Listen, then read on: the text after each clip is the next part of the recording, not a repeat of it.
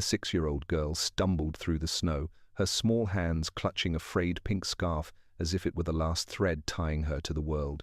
Her legs were raw and purple with cold, shoes soaked through, and every breath came out in ragged bursts that nearly drowned in the storm.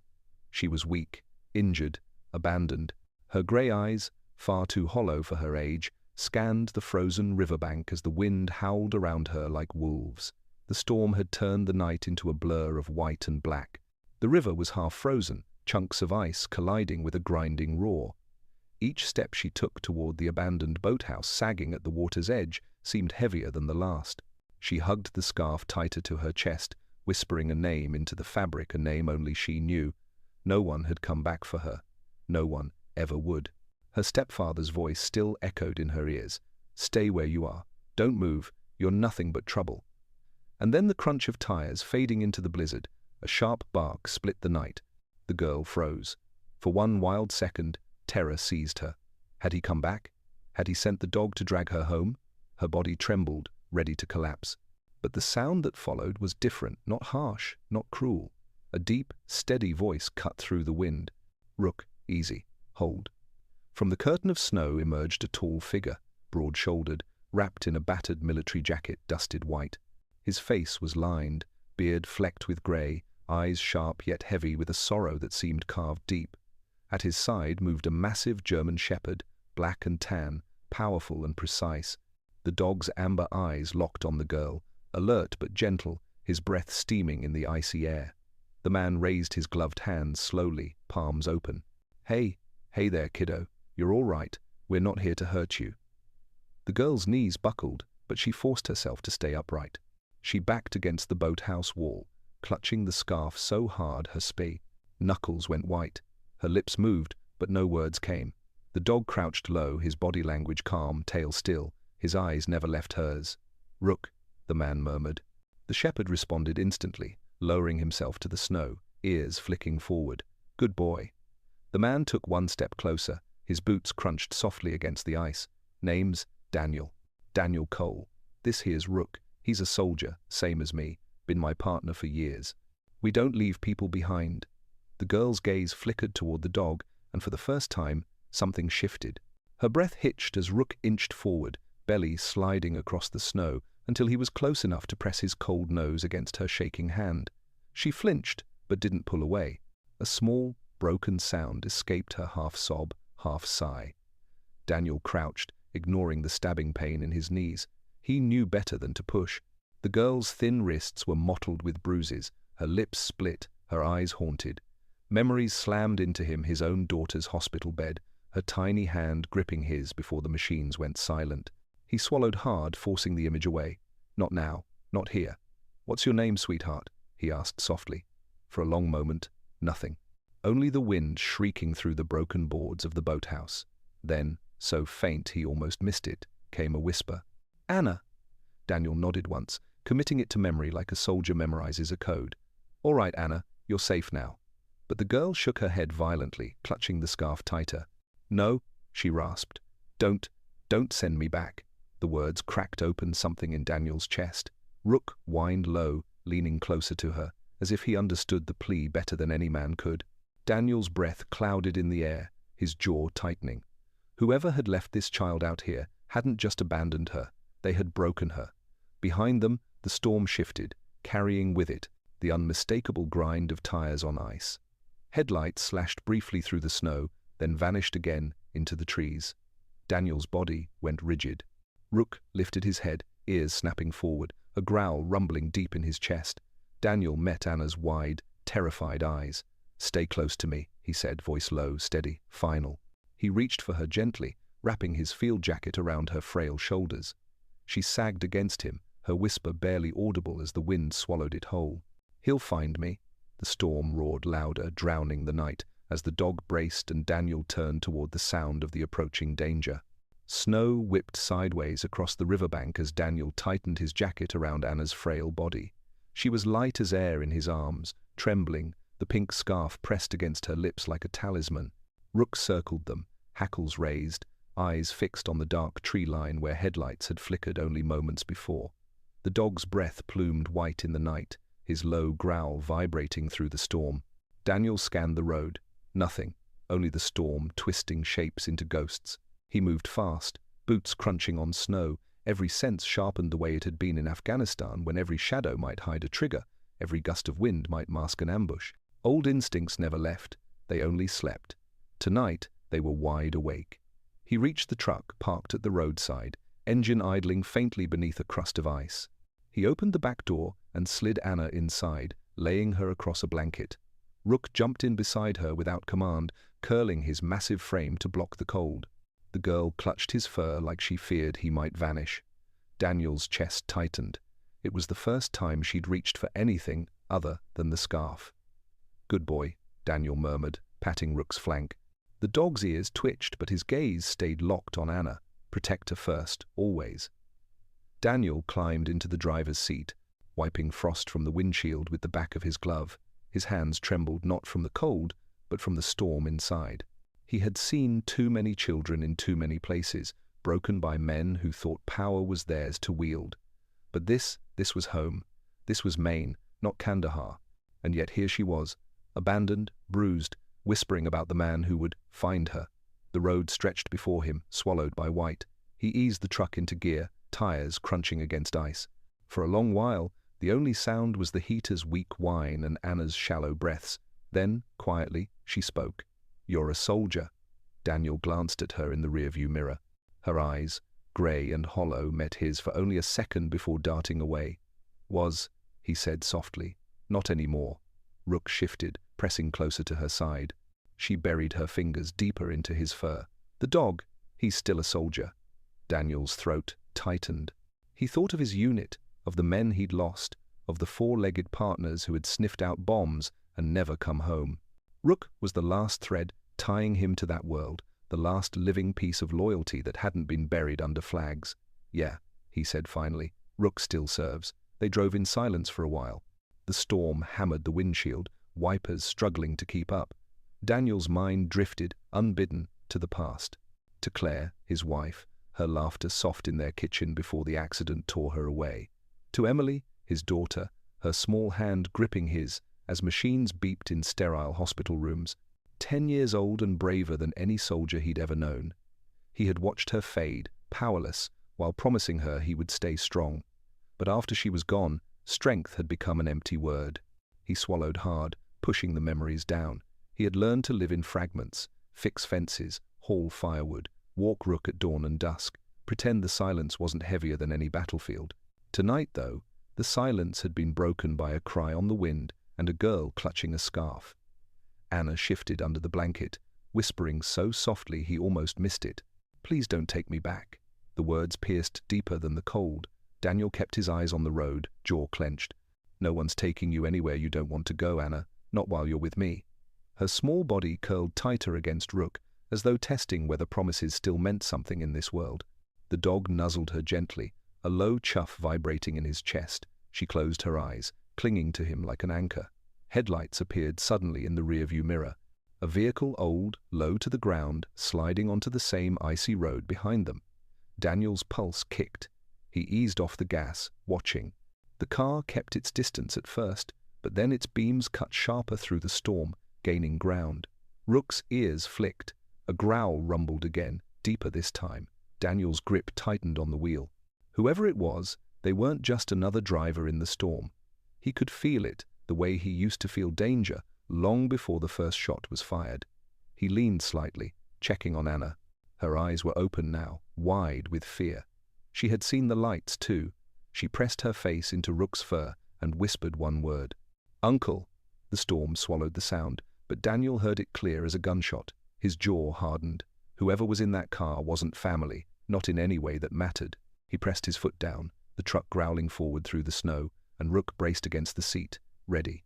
The storm clawed at the truck, buffeting it sideways as Daniel gripped the wheel tighter. The headlights behind them refused to fade, a pair of eyes burning through the blizzard. Rook shifted on the seat, hackles bristling, his growl a low, steady thunder. Anna clutched the pink scarf tighter against her chest, shrinking into the corner as if the snow itself wanted to swallow her. "Stay down, kiddo," Daniel said, voice calm but firm. "We'll lose him." Anna's gaze darted between Daniel's reflection in the rear view and the lights gaining behind them. She whispered again, her voice barely audible. "It's him." Daniel's gut tightened. He eased the truck around a bend, snow spraying. "Who, Anna? Who's in that car?" Her lips trembled. She pressed her face into Rook's fur as though the dog could swallow the truth for her. The German shepherd whined, licking her hand, coaxing her to speak. Finally, her voice cracked out like splintered glass. "My stepfather." The word hung heavy in the cab, colder than the storm itself. Daniel's jaw locked. He'd seen bruises, heard the tremble in her whisper. Now the shadow had a name. The car behind surged forward, closing the distance. Daniel cursed under his breath. He downshifted, guiding the truck onto a back road that cut through the pine forest. The tires skidded, but he steadied them, instincts from desert convoys snapping into place. Every nerve was alive, every motion calculated. This was combat, just dressed in snow instead of sand. Anna's sobs filled the cab. "He'll take me back. He always finds me." Daniel's heart twisted. He kept his eyes on the road, voice steady, anchoring her with words he prayed she believed.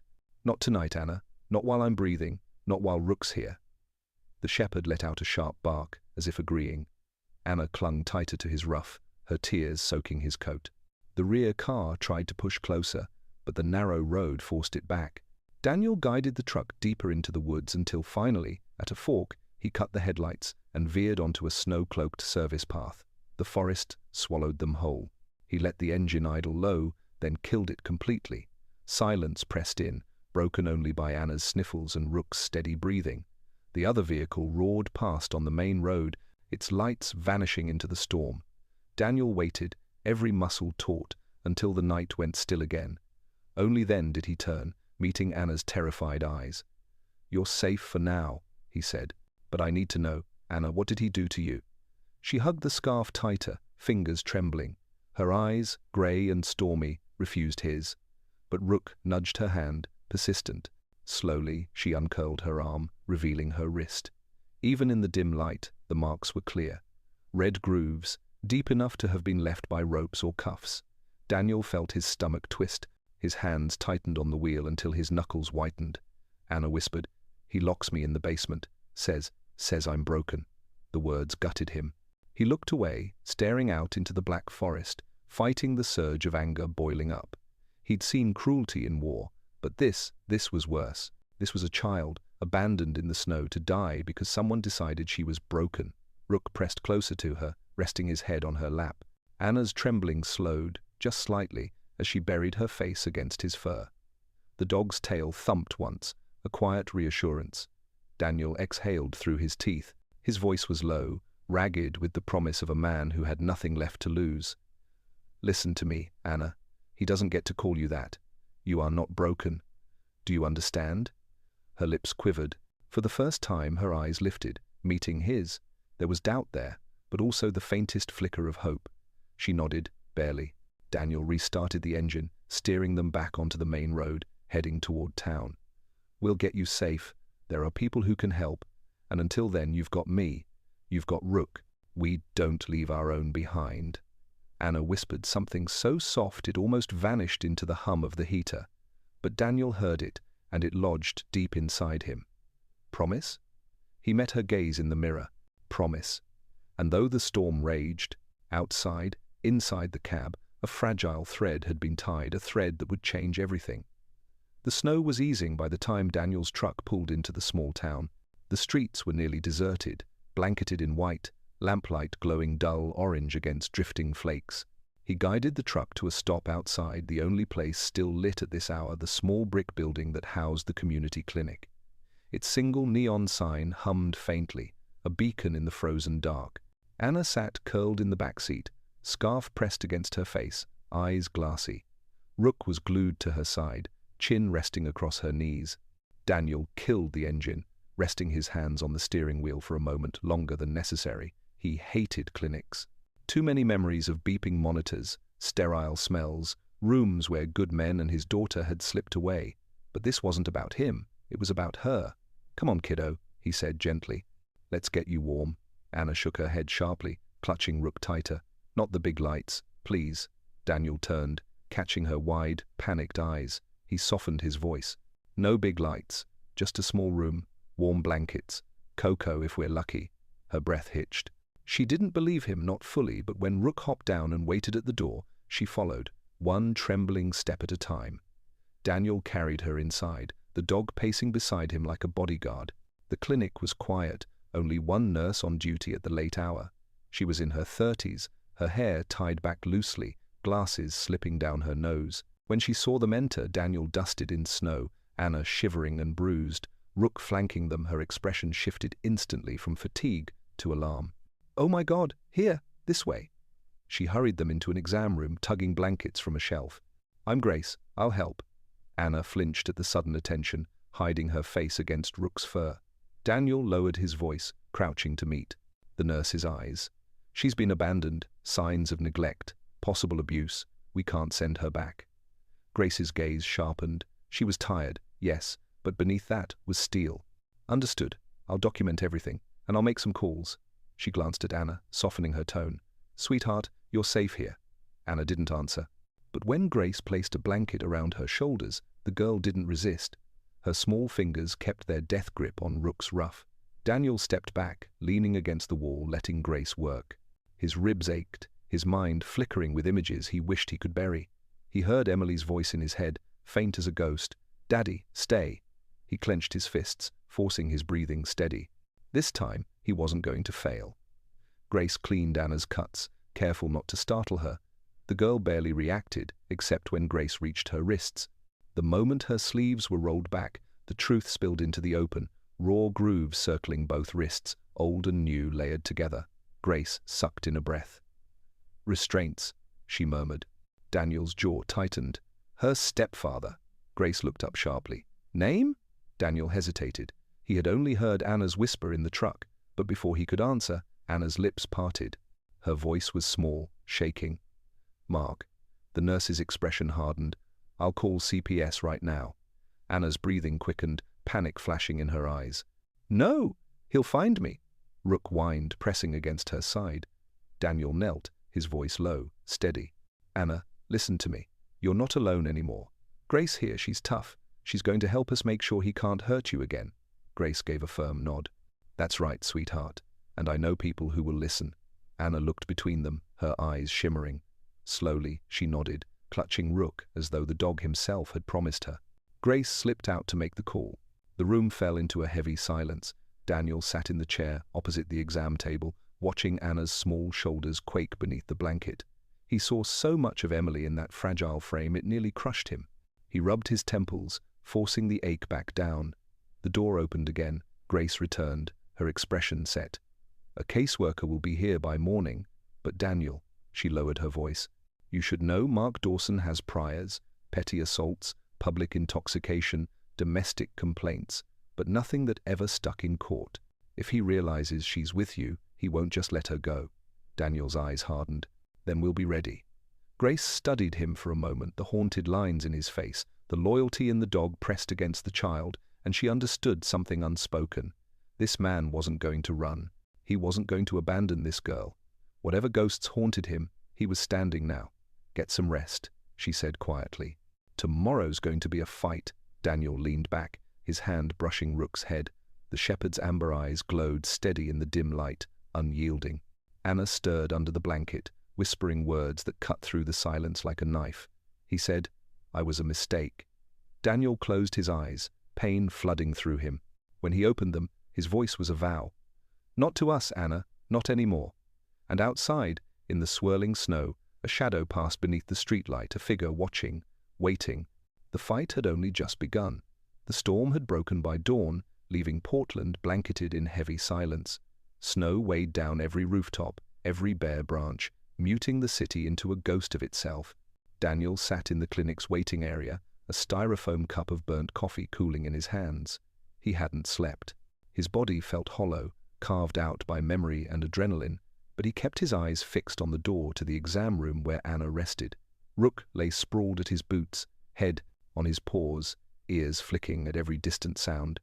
At exactly 8 o'clock, the door opened, and Grace returned, not alone this time. A woman in her late 30s followed, tall, slim, wrapped in a charcoal coat dusted with frost. Her hazel eyes scanned the room with quiet fire. She carried a leather satchel heavy with files. Grace gestured toward her. "Daniel, this is Claire Morgan. She's with Child Protective Services." Claire's gaze swept over him, soldier's stance, haunted eyes, protective dog, and softened just slightly. "You found her?" Daniel nodded. "She was left to die in the storm. I couldn't just walk away." Claire crouched to stroke Rook's ear. The shepherd's tail thumped once, then stilled again. "He's steady," she said. "That's good. She'll need him." Daniel glanced toward the exam room. "What happens now?" Claire straightened, pulling a folder from her satchel. "Now we document everything. Injuries, statements. We file for emergency protective custody." "But Daniel," her tone sharpened, "cases like this don't stay simple. If the guardian contests, you'll be dragged into hearings, lawyers, judges, and Mark Dawson has a record of fighting dirty." Daniel's jaw clenched. "He's not getting her back." Claire studied him a moment, then nodded. "We'll see what the court says." The exam room door opened again. Anna shuffled out, Rook glued to her side.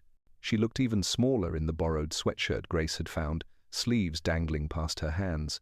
Her grey eyes darted toward Claire, suspicion carved deep. Claire knelt, keeping her voice gentle. "Hi, Anna. My name's Claire. I work with kids to make sure they're safe." Anna's grip on Rook's ruff tightened until her knuckles went white. "You'll send me back," she whispered. "No," Claire said firmly, shaking her head. "Not if you're not safe there." Anna studied her, searching for lies. "When?" She found none. Her shoulders loosened, just a fraction. Rook nudged her hand encouragingly. Grace cleared her throat. "Daniel, you should know. Mark called the station last night, reported his stepdaughter missing. He used the word kidnapped." Heat rose in Daniel's chest. "Kidnapped?" "He left her in a snowstorm." Claire's voice was calm, practiced. "Doesn't matter what we know. It matters what we can prove. He'll push hard. He always does." Anna shivered, pressing her face into Rook's fur. "He'll tell the judge I'm bad. He always says I ruin everything." Daniel crouched in front of her, his voice low, steady. "Listen to me, Anna. You're not bad. You never were. And we'll fight this. Together." Her lips trembled. "Promise?" "Promise." By late morning, Claire had arranged temporary placement paperwork. Daniel signed, his name shaky on the line. He wasn't her guardian, not yet, but the state recognized his role for the next 72 hours. Long enough to appear in front of a judge, long enough to buy time. But just as the paperwork was filed, Daniel's phone buzzed. "An unknown number," he answered. "Mr. Cole." The voice was low, cold. "You have my daughter." Daniel's grip tightened on the phone. "Mark Dawson." "You've got no right," the man snarled.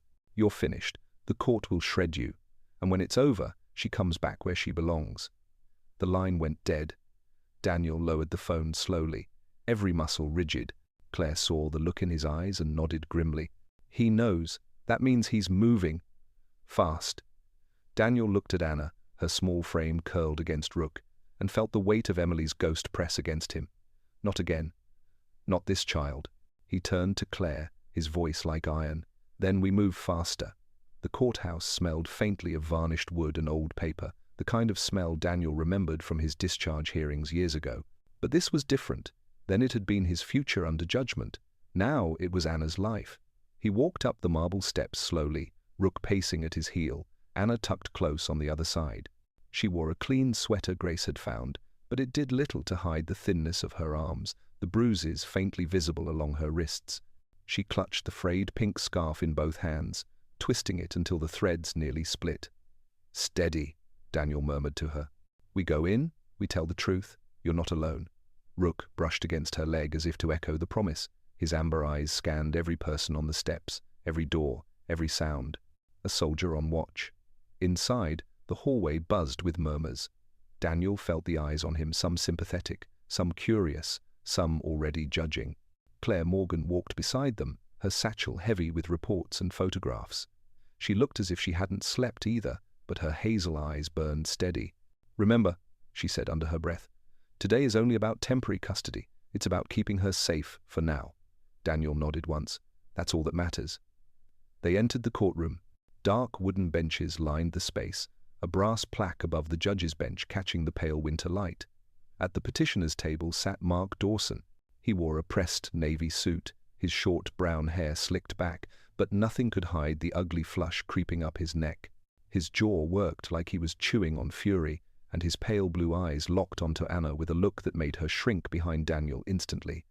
Daniel shifted, blocking her view, his own eyes cold steel. Beside Mark sat his attorney, Daniel Price, thin, mid-50s, with neatly combed silver hair and features sharp enough to cut.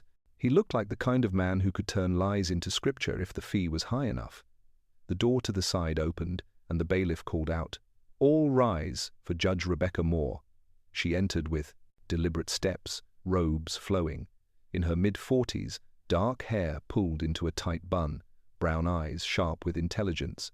She carried herself with authority, but not arrogance. Everyone sat when she did. "This court will hear the matter of custody regarding minor Anna Dawson," she said evenly. Petitioner, Mark Dawson. Respondent, represented by Child Protective Services, with testimony from Mr. Daniel Cole.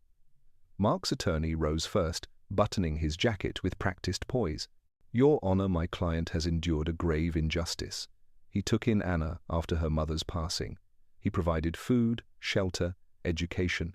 And yet, this man, this stranger, has unlawfully taken her. We believe she's been manipulated into false claims." Daniel's fists tightened against his thighs, but he said nothing, not yet. Claire rose next, her tone calm, professional. "Your Honor, what we have is not a custody disagreement. What we have is abuse. We have photographic evidence, medical records, and first-hand accounts of neglect and harm. Anna was found abandoned in a snowstorm.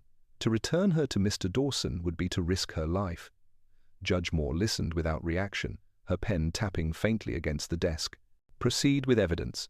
Claire displayed photos, the bruises on Anna's wrists, the rope-like marks, the signs of malnourishment. Murmurs rippled through the gallery. Anna sat small at Daniel's side, scarf clenched, her eyes wide. Rook shifted closer, resting his chin on her knee, grounding her. Mark's attorney scoffed, rising again. "Children bruise, children exaggerate, and she has a history of seeking attention. We submit that these injuries are self-inflicted." Daniel surged half to his feet before catching himself. He forced his jaw shut. Claire placed a hand on his arm, whispering, "Steady." Then it was Anna's turn. She walked to the witness stand on trembling legs, scarf wrapped tight in her hands. Judge Moore's eyes softened slightly, recognizing the weight of the moment. Rook followed, permitted by the judge after Claire's request. The shepherd lay at the base of the stand, eyes steady on the girl. Sarah, the attorney Claire had enlisted, crouched to Anna's eye level. "Anna, do you feel safe with Mr. Dawson?" Anna shook her head slowly, lips pressed tight. "Can you tell the court why?" Sarah asked gently. The silence stretched until the only sound was the ticking clock. Finally, Anna's voice cracked through, fragile but clear. "He locks me in the basement. He says I'm broken." Gasps rippled through the courtroom. Judge Moore's expression flickered just for a heartbeat before settling back into calm formality. Mark shot up from his chair, face red. "She's lying. She always lies." "Sit down, Mr. Dawson," the judge ordered sharply. "One more outburst and you'll be held in contempt." Anna's hands shook as she reached for Rook's back. The dog shifted closer, tail thumping once against the floor, anchoring her. Judge Moore exhaled, glancing at the photographs again, then at the trembling child clinging to the dog. Her voice was steady when she spoke. "This court grants temporary guardianship of Anna Dawson to Mr. Pind. Daniel Cole, effective immediately. CPS will conduct weekly check-ins. A follow-up hearing will be scheduled in 90 days. A hush fell over the courtroom. Daniel released a long, quiet breath, looking down at Anna. Her grey eyes lifted to his for the first time without flinching. There was still fear there, but also something else, trust. But when Daniel glanced back at Mark, he saw something darker than rage. It was the cold calculation of a man who wasn't finished, not by a long shot.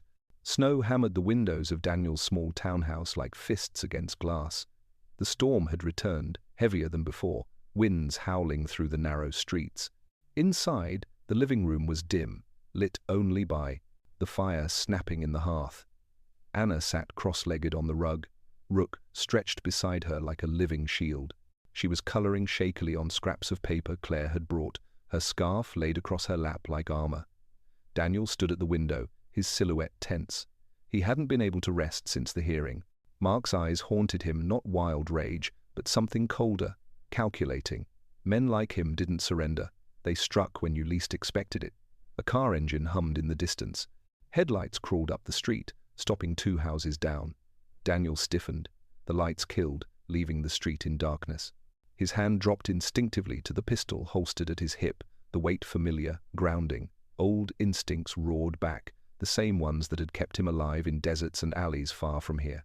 "Rook." His voice was low.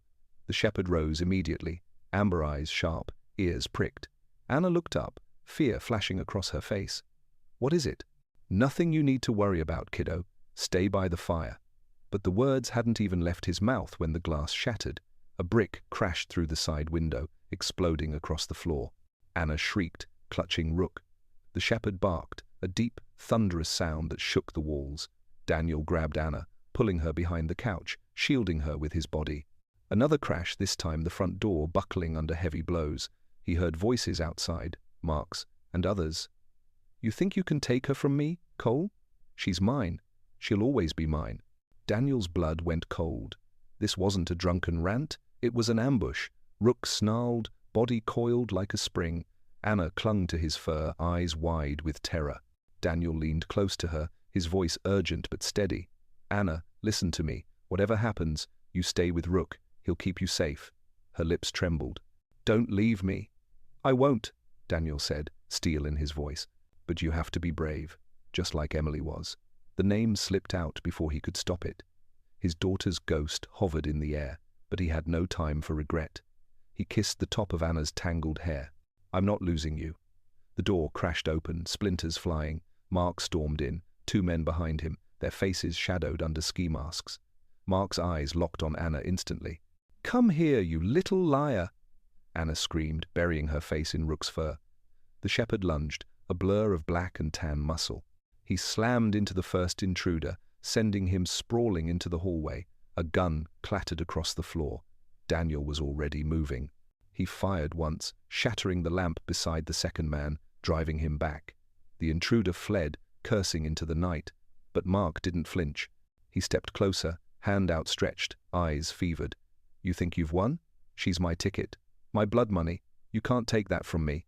Daniel rose, blocking his path. "You don't touch her. Not again. Not ever," Mark sneered. "You're broken, Cole. A washed-up soldier clinging to someone else's kid. You couldn't save your own daughter. What makes you think you can save her?" The words hit like a blade. For a heartbeat, Daniel froze. Emily's face flashed in his mind, the hospital bed, her fading breath. The guilt that never left him surged. But then he heard Anna's sob behind him. "Please, Daniel." And something shifted. The guilt didn't paralyze him. It sharpened him. This was his second chance, his redemption. Mark lunged. Daniel met him head-on. The 2 men crashed against the wall, fists flying. Years of soldiers' training met years of bitter rage. Daniel's ribs screamed with each blow, but he refused to fall. He thought of Anna's tiny hands clutching that scarf. He thought of Emily's last words. "Daddy, stay." Rook roared, teeth sinking into Mark's arm. Mark howled, swinging wildly, but Daniel seized the opening. He drove Mark backward, slamming him to the floor, pinning him there with every ounce of strength left in his body. Police sirens wailed in the distance. Claire had called backup, he realized dimly. Red and blue lights bled through the snow-fogged windows. Mark thrashed once more, spit flying. "She's mine." "No," Daniel growled, voice breaking. "She's free." Officers burst through the door, weapons drawn. They dragged Mark up, cuffing him as he spat curses, his suit sleeve torn, blood dripping down his arm where Rook had held him. Anna ran into Daniel's arms the second the danger passed. She shook so hard he thought she might break, but she clung to him with desperate strength. "You stayed," she whispered. Daniel's throat tightened. He held her close, one hand steady on Rook's back. "Always, kiddo, always." Outside the storm raged, but inside that ruined living room, something stronger held fast, a bond that no abuser, no storm, no ghost of the past could ever break. Spring returned slowly to Maine. Snowdrifts melted into trickling streams, crocuses pushing through the thawing ground. For the first time in months, the air smelled of earth instead of ice. Daniel stood on the porch of the small cabin he'd been repairing on the edge of Sebago Lake, hammer in one hand, nails rattling in his pocket. The lake shimmered under the pale morning sun, a wide expanse of silver blue. Behind him, laughter, real laughter. Anna sat cross-legged on the steps, her blonde hair now longer, brighter, her cheeks full with color. She was sketching clumsy drawings of Rook, who sprawled beside her, tail thumping lazily whenever she giggled. The scars on her wrists were fading, but Daniel knew some wounds would take longer. And yet, she was healing. Grace Morgan had been right. It hadn't been easy. The custody hearings dragged on for weeks. Mark tried everything: appeals, accusations, even slander against Daniel's past, service. But the evidence stacked higher with every step. Fraudulent medical forms, witness testimony, and Anna's own voice, trembling but resolute, when she said, "He hurt me." But Daniel stayed. That was what sealed it. Not the photos, not the experts. A child's truth, spoken without fear for the first time. On a warm April morning, Judge Rebecca Moore had looked over the courtroom, her expression uncharacteristically gentle. This court recognizes the adoption of Anna Dawson by Mr. Daniel Cole. From this day forward, she will be known as Anna Cole. Daniel remembered Anna's tiny gasp, the way she'd looked up at him, searching his face as though to confirm it was real. He'd pulled her close, whispering the words that had lived in his chest since the night he found her in the snow. "You're safe now. You're home." Now, weeks later, the cabin was almost finished. New paint, new furniture, and pinned across the walls, Anna's messy drawings, a dog with 2 big ears, a stick figure in uniform, a little girl holding a scarf. Their family, imperfect but whole. Anna bounded up to him suddenly, holding her newest sketch. "This one's us," she said proudly. It showed her in a yellow dress, Daniel beside her, and Rook towering protectively between them. Daniel's throat tightened. "It's perfect." She smiled shyly, then threw her arms around his waist. He froze for just a heartbeat. He hadn't been held like this since Emily. But then his arms closed around her, strong and steady, anchoring her to the world. Rook barked once, sharp and joyful, tail sweeping against the porch.